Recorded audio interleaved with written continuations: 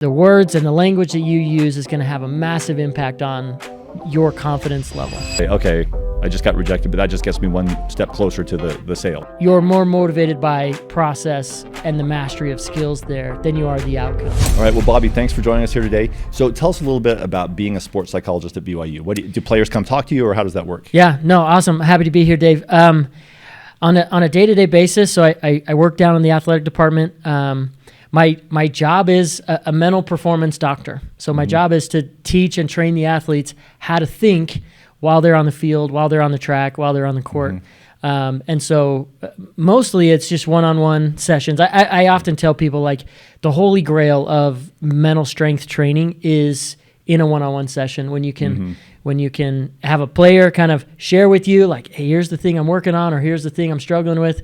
And then you can train and coach and kind of have a good, we call it, dissecting and training there. So I do a lot of one-on-one sessions, and then a lot of team sessions. Coaches will bring us in and say, hey, from a team perspective, this is what we're working through. Can you come in and train the whole team? So, and then we do work with the staff, with the coaches too.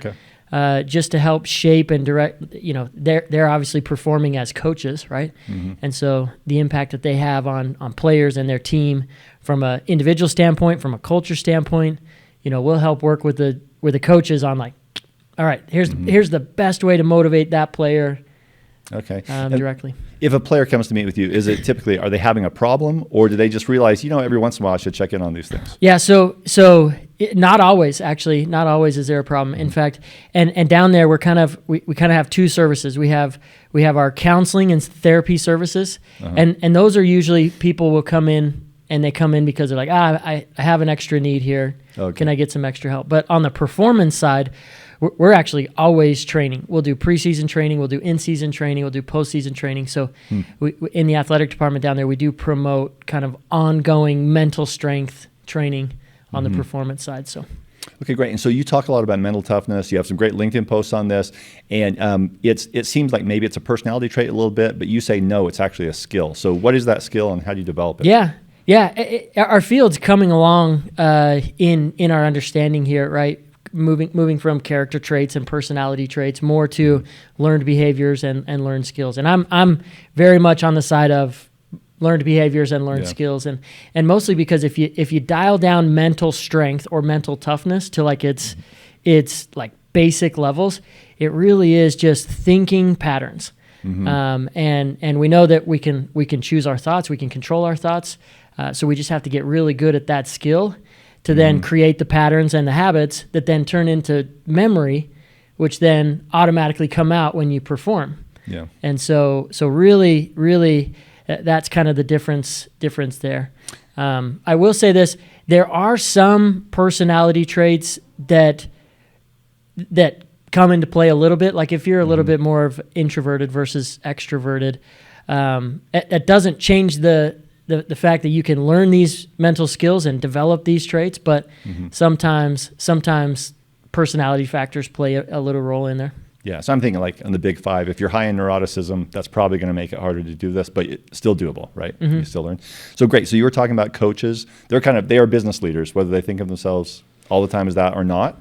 And I'm thinking a lot about our student entrepreneurs here who are trying to develop mental toughness. What are some things they can do? What would be like on the ground tactical stuff? Yeah, so I mean, in the sport world, we do tons and tons of physical training, and we're putting in hours and rep after rep after rep. You're on the field, you're on the track, you're in the weight room, right? And then you're doing your skill work, right? Same thing with entrepreneurs, right? We get the education, we learn our trade or our craft, whichever is our specialty there, and then we master that, right? But the same thing applies on the mental side, but it just requires us to do reps, right? To get training. The trickiest part is that not a lot of entrepreneurs or even athletes know, like, where do I go to find the right mental training, world-class mental training, and get these reps? What are the skills and the tools to get those reps in, right? And that's where, somebody like me in my profession comes into play. But and I think we'll talk about this in a little bit, but one of the things I'm trying to build is also a tool that provides this kind of mental training or mental support for players and athletes more specifically But that's what I would say in terms of an entrepreneur or student entrepreneur developing mental toughness to then go and perform in the business world. We've got to learn what the mental strengths are. This is things like confidence, focus, decision making, managing your emotions and your anxiety, grit, resilience, motivation, and learning is kind of the last one, or self-belief. But learning, and that's a little bit of my research and my framework, but learning all those factors, and then learning what are the skills that help build each one of them. And then you got to go do the work, right? Like you got to be able to find time, carve out time, and do the mental training to develop, again, the habits and the mindsets there. Well, let's go ahead and talk about the tool you've developed. But I'm thinking, so just as an example, say my problem is I'm a basketball player, and if I miss a few free throws in a row, I feel like, I'm on a cold streak. I can't make it now.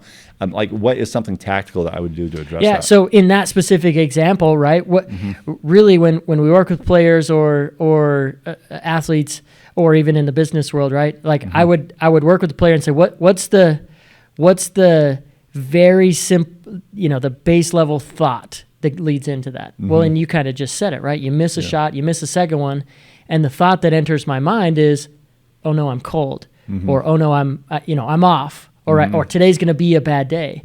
The reality is those are just reactive thoughts. Yeah. They're some would say, the neuroscience would tell us those are already programmed patterns you have in there. You miss a shot, you miss two shots, now you're thinking, oh no, I'm not going to have a good day today, right? Yeah.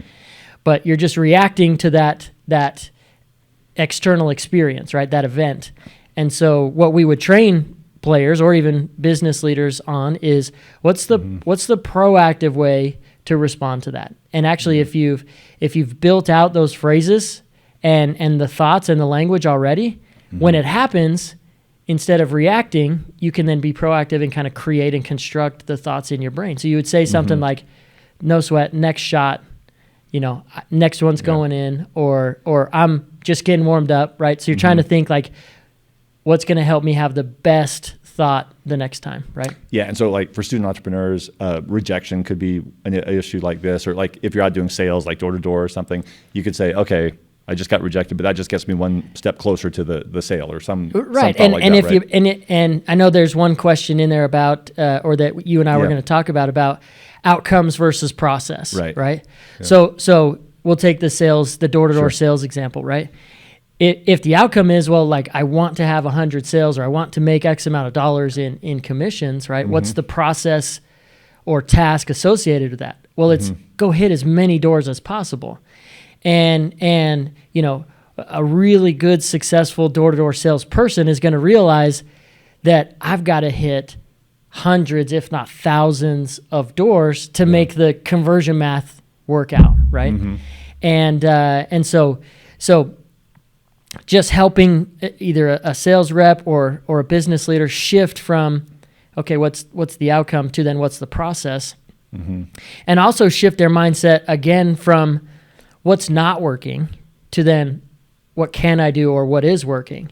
And this is where a lot of, I'll say a sales rep or even a business leader get a little sideways is if you knock on 5 doors and there's no answers, or they slam the door in your face 5 times in a row, now you're starting to think, oh, what's not working? Well, knocking on doors is not working. And that increases our anxiety. It leads us into a reactive thinking pattern and may even cause us to not hit the next door or the next door after that, right? Which is we would call this like a passive decision, because now you've stopped doing tasks. And so that's where a mentally strong sales rep would go, no sweat, next door.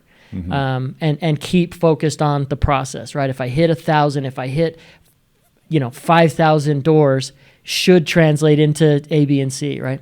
Similar with a business leader, if you're raising money, right? I mean, I think you and I both could tell stories about how many startups have met with VCs or seed investors, and they were turned down, dozens and dozens and dozens of times until they found the one person that believed in them, or the one investor that has the alignment in their portfolio to that particular product, right? But it's just staying proactive and focusing on that process, right? That's going to help lead to success. Yeah, objectively, it's so easy to see that some of these things are just a numbers game, but when you're in it, it's so subjective and feels different. Yeah, I am interested in kind of overlap between business and sports. Like they're both arenas where you hear people say, trust the process, to your point. Like that is good advice, right? So let's talk about your startup and your product. So Motivate is your company, and you've created some software, I think. How does that work? Yeah, so, and I'll tell you my story a little bit to build this. But in short, I was here at BYU as a student athlete. I ran on the track team. I was a pole vaulter. And I did all the physical stuff. I was in the weight room. I was training. I did all the physical stuff. But I still wasn't performing the way I wanted to. And I knew there was more in there. And I was lucky enough to get connected with, a peer, a mentor, and a friend of mine now. But his name is Dr. Craig Manning, and he's on campus here too. But he started to train me on the mental side of the game. And my experience from that was really transformative. I went on to be an All-American. I went on to have a successful professional career and chase the Olympics in 2012. I didn't get there and got a foot injury that kind of took me down a different path. But what it did is it caused me to fall in love with the mental side of the game. And then really over the last 12 to 15 years, I've kind of been looking at the younger populations, right? I mean, so we have young people, 12 to 18, really being, they're growing up in a world that we've never seen before, right? Yeah. You give a kid that age a cell phone, then you have the intersection of social media and the impact that has. And then there happens to be this correlating, increase in mental health and mental health challenges among our young people, right? So I sort of thought, how do we help our young people get access to world-class mental strength training, right? And in an affordable way, in an accessible way, maybe digital on their phone. And it does seem like actually getting sports psychology counseling seems like an elite thing, like something that professional athletes would do that normal people couldn't. Yeah. So you're going after that access, right? Yeah, in terms of who's really investing in it. Obviously you have the professional sports which it's becoming more and more commonplace that they'll have mental health professionals on staff or mental performance professionals on staff. And then you go down, even in the Division I level, like not every program has a team or a staff like us, but the bigger ones are starting to put pieces in place. But then you go to the high school levels, like it's not like they have, millions of dollars they can throw around to help their players and athletes. Or I bet you've coached youth sports. I've coached my son in basketball for like 5 years, and definitely players, even 10-year-olds, get like mentally in a bad space and then play badly. Oh yeah, no question. I'm in the same category. I got I coach all my kids, all their sports, football, basketball, whatnot, and you see them, and some of that's some of that might be our fault as parents. Like we're overemphasizing the expectation of winning versus just like go out there and have fun and learn and master skills, right? That could be a whole nother conversation on parenting and coaching, right? But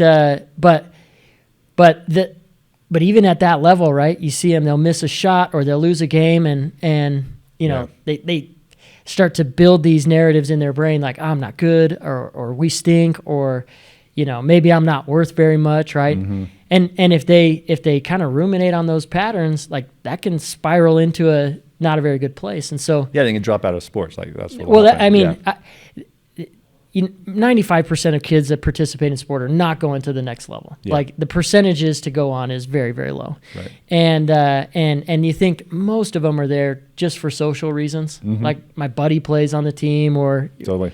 And so most of them aren't going to go on. But one of the things that I'm really passionate about is these kids still are going to go on and be professionals, right? They might be professors or entrepreneurs or doctors or whatever, and they still need to develop mental strength, right? Like how do you handle adversity, right? When you see something that's a challenge, are you going to run away or are you going to charge right at it, right? If you get feedback from a boss or a manager or an investor, are you going to hear that and learn from it and adapt? Oh, that's key, Or are you going to go, nope, you don't know what you're talking about. I'm just going to ignore you and keep going this direction, right?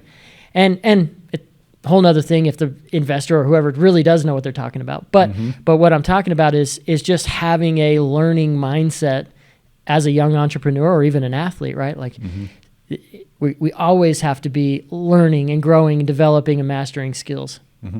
And some of these principles you've talked about sound like cognitive behavioral therapy a bit. We've talked to John Cox on here a bit about that. He has a tool for it. Does your tool, does the Motivate tool incorporate those sorts of principles, or how does it work? Yeah, I mean, a lot of the sports psychology world, sort of born out of CBT, and so a lot of the same principles, same factors. Probably one of the things that's a little bit different is I've also blended in the coaching perspective, right? So I'm actually trying to teach and coach and educate and train and develop skills, similar to how you would do that on the skills side of it, right? If you're a football player, right? We're doing running back drills, but we're also doing mental strength training. Mm-hmm. But a lot of the foundation is in CBT. Well, before we move on, let's see. So your company's Motivate, MOTYV8. Yeah. Is that the website as well, or how do people find it? Yeah, motivate.com. Okay. It's a bad license plate, right? Yeah, that's right. MOTYV8, the number 8. But to kind of finish the narrative there, mm-hmm. really passionate about how do we help these young people, developing athletes or even developing, academics or performing arts or, whatever domain they're in. Yeah. How do we help them develop the mental strengths to then that can help them be successful and carry over into life or whatever domains they are. Well, and on the skill side, something that seems to me not to be CBT, I mean, what do I know, but it seems different, is you emphasize focus. And that's something that translates really well into business. Like, how do you focus on something where no one even knows what you're doing and you're slaving away at this thing? What are some keys to strengthening focus? Yeah. I mean, it's a big topic. It's one of what's, I probably would say it's the number one or number two, kind of most important skill to develop in terms of controlling and shaping success. Mm-hmm. In fact, I don't know if there's a true story or if it's a mythical story, but it sounds awesome. Yeah. Story about Warren Buffett and Bill Gates being at a dinner and being asked the question, what would you say is, in one word, like, what is the most important thing you could do to be successful? And both of them saying focus. Mm-hmm. The ability to focus is the thing. Mm-hmm. But what I would say is our thoughts, I mean, really, if we want to dive a little bit into this, we have hundreds and hundreds of thousands of thoughts, tens of thousands of thoughts that flow through our brain every day. Yeah. And your brain can really only handle one or the two of those at a time, but it can handle like tons in rapid succession. Mm-hmm. And so you think about that as an entrepreneur, what do those thoughts look like? Well, it looks like, I want to have this $1 billion exit, or we want to have, X amount of users in our platform, or we want to invent this technology over here. And when you have a lot of those thoughts going through your brain all the time, you have to step back and ask, what's the most relevant thing, task or job or project I can do right now to help push that goal or that objective forward, right? Mm-hmm. And that's where people get distracted, is they're thinking about all the big, call them outcomes, call them external factors, and they don't spend enough time on, what's the most relevant thing I can do right now to move this forward. I'll tell you, I'm kind of an entrepreneur through this process myself, right? Mm-hmm. A couple years ago, I kind of had call it a revelation, call it an insight, right? But I built a shed in my backyard, and it took probably 3 months to build the whole thing. I did it over a summer, but did the foundation, the floor, the walls, cool. Like put it all together, painted it, put a bow on it when I was done. Yeah. So I think about entrepreneurship a lot of times, and I think, building a company is just like building a shed, but you got to do the specific tasks, right? Yeah. You're not going to immediately have the whole shed, in the snap of a finger. I mean, there are companies that will deliver a shed to your house. Amazon, I think, delivers sheds. Yeah. But for the metaphor, right? It's just what's the next 2x4 you can put up? What's the next nail you can put in? And so I think, tying this back to the skill of focus, entrepreneurs and business leaders, the better they can get at like just dialing in that focus and narrowing it in onto the specific relevant cues or the relevant tasks, it's going to be a huge, huge impact on their success. Yeah, and I think one challenge that entrepreneurs face is you're building something, so you're working on what you think the next thing is, but in the back of your mind, you're thinking, I'm not sure anyone wants this, or this could be a complete waste of time. And it's got to be the same practicing for sports. Oh, no question. How do you deal with that sort of uncertainty? Well, what you're describing is essentially self-doubt, right? Yeah. And so it's really that battle between, do I believe I can do something, or do I believe I have something, versus do I not have something, right? Yeah. And early on, we're always looking at, KPIs and indicators that might tell us if we have something. Mm-hmm. Purchasing is one of those, data points that tells us, oh, somebody likes this, somebody wants this, they may perceive value here. Yeah. And so you definitely got to line up, like, what are those data points that tell you that? But my personal philosophy on that is, if you think it's valuable and you're an N of 1, there are billions of people here. That's true. There's probably a really good case that there's an N of 2 or an N of 10. I kind of say it to myself and to others. If you can get to 10, you can get to 100. If you can get to 100, you can get to 1,000, right? So I think it's not getting discouraged in the self-doubt, and then finding the grit and the resilience to just keep pushing and keep bouncing back every time you hit a setback, right? Yeah.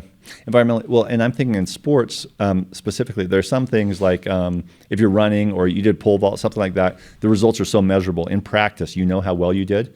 But in football, until you get on the field, you don't really know. So how do you deal with that? Is that, maybe that's just an intractable part of the problem? And let me ask you a question back. Like, what are we measuring? Are we talking about?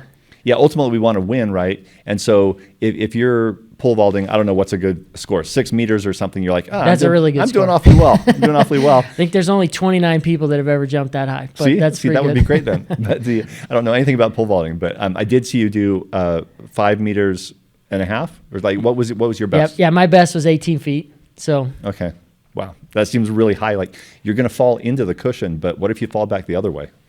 Occupational hazard is what we often say, right? It's a risk. Yeah. But to your point, there are in track and field. I mean, it's very measurable. You're running against the clock. You're jumping against the tape measure, or you're putting a bar up there and trying to go over it, right? Yeah. In business, we have similar metrics that tell us, like, are we making progress, right? Mm-hmm. And so even in football, we could put together a set of stats, this many yards offensively, this many yards, holding them to this many yards defensively. Like, we could put the whole stats together and say, statistically, this would lead to a win. Yeah. Now, is it 100%? No, because, that's the beauty of sports. Like, right. Two teams get to battle against each other, right? But I think in business, we've got to do our homework and kind of line those pieces up. If I do this and do this and do this, and I hit some of these numbers, that should translate into, a successful business, a win in your terms. Yeah, so we're trying to measure the right metrics and focus both in sports and business. But then also you talk about the confidence resume, which I think is a great concept. How do players or entrepreneurs have the confidence they need in a situation? Yeah, so confidence, I love the skill of confidence. And it's multifaceted. There's probably 4 or 5 things that really go in and build confidence. Mm-hmm. But the 2 things that I think are the most important there is, one, how are you talking to yourself? Mm-hmm. The words and the language that you use is going to have a massive impact on your confidence level. Mm-hmm. The second piece of that is, what evidence do you have in your previous experience that tells you should be confident, right? Yeah. And so this is a little bit tricky, for an entrepreneur who might be in their first adventure, right? Because they can't really say, oh yeah, I had this other venture that was really good. Mm-hmm. And it was successful, and then now I'm doing a second one, and therefore I can have previous experience or previous history that gives me evidence, right? Right. But a lot of we see a lot of entrepreneurs who were chief executives or chief marketers or chief product or whatever senior leadership for a company. Mm-hmm. They learn all of the skills, they find a need, and then they go, well, I built that thing for that company, for company A. Therefore, I believe I could go and build it for my own company, right? We see that happen all the time. Or you can build confidence from modeling, from the other people that exist out there. Yeah. Oh, well, if Bill Gates did it, then I could do it. Or if, this person over here did it, then I could do it, right? Mm-hmm. And so we've got to look at the previous evidence or the previous experience, and then how we talk to ourselves has to lead us to this really strong self-belief phrase that is, I can do it too, right?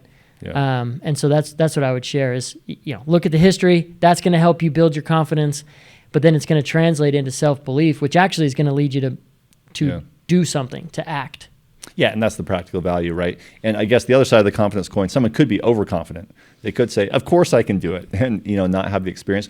Is that a common problem, or are most people erring on the side of not being confident? When we coach people, we say live in reality, right? Yeah. We're trying to say it's okay to have a ton of confidence, right? Mm-hmm. It also is really important to have humility and keep being a learner, right? So I actually think the best combination is humble confidence, because you have that confidence, that self-belief that I can go and do something great, but you also have the humility to say, I'm always going to be learning along the way. Yeah. Yeah. For sports and business, I think that's like the right mindset, right?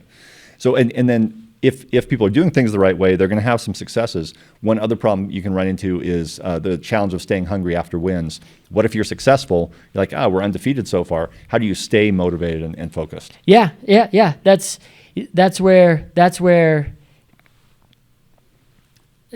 a great question, and that's where being focused more on the process and finding joy, satisfaction, fulfillment in mastering of skills or the process is actually going to carry you further than the outcomes, right? Because eventually you're going to run into a loss.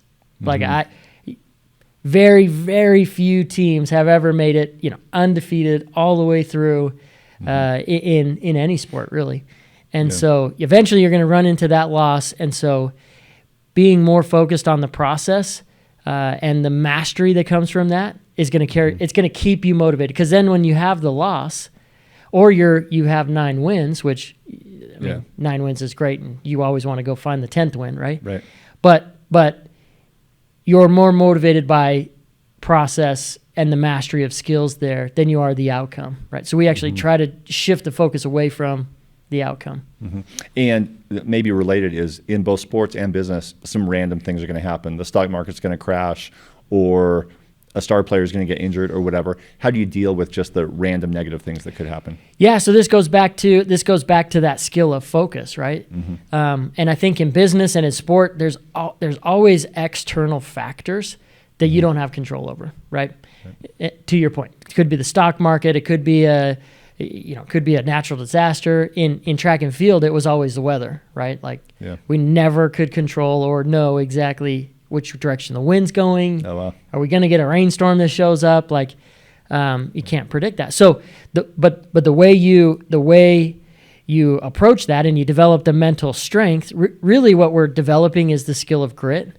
And that's the ability to look at a challenge or look at some kind of adversity and charge right at it and go, well, if it's the stock market, then we're still gonna focus on our process. We're still gonna keep pushing forward. I think an amazing business use case is what happened during COVID, right?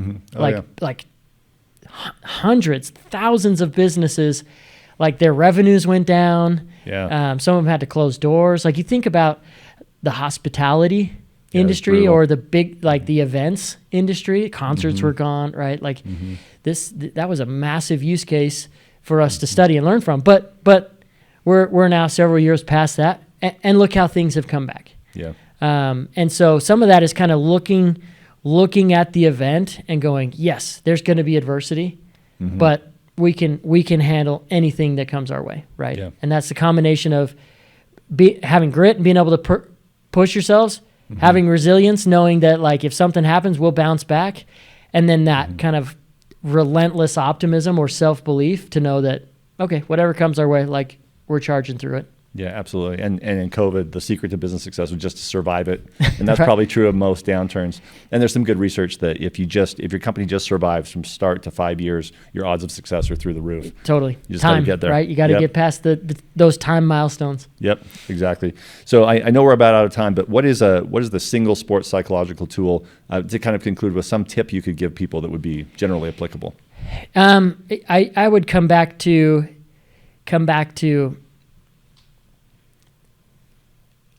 I think the most important thing an athlete can do or a business leader can do is get really good at controlling their words, really good at choosing the thoughts and controlling the words that enter their mind, right? Self-doubt is just a set of words, right? Adversity starts just as a set of words, right? I mean, you and I could look at the same hurdle on the track or hurdle in business, and I might see it as an opportunity, and you might see it as a barrier, right? And that's going to cause us to approach it differently, potentially, right? I might charge right at it and jump right over, and you may see it and turn and run away or do something different, right? But the same thing applies. Like all of those start as thoughts and words that then lead to emotions, that then lead to behaviors, that then lead to habits and action, right? So great. If I could narrow it down to like one thing, I would say choose and control your words that you allow into your brain.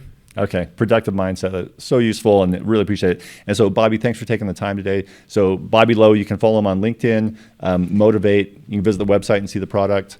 And thanks for taking the time. Yeah, awesome. Thanks, Dave.